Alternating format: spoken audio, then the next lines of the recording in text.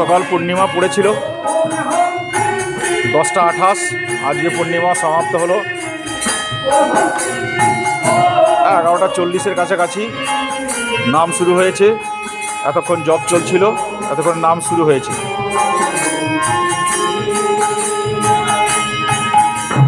এই মঞ্চে প্রতিটি আশ্রমে যেমন নিয়ম, এই মঞ্চেও ঠিক সেই ধরনেরই এইভাবেই পুজো অর্চনা এখানে হবে।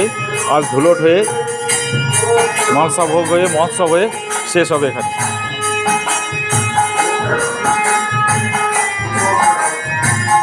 এই সেই স্থান, যে স্থানেতে গুরুদেব 10 দিন 10 রাত বায়ু শূন্য অবস্থায় থেকে তপস্যা করেছিলেন।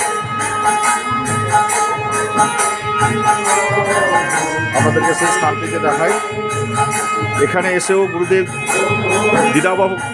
দ্বিধাভক্ত হয়ে গেছিলেন যে কীভাবে এইখানে তপস্যা করব।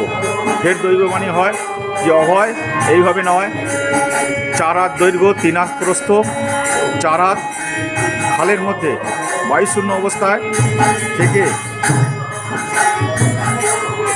মা তোমাকে গুরু হয়ে এইখানে দীক্ষা দেবে, দিয়েছিল না? তাই এই হচ্ছে সেই জায়গা।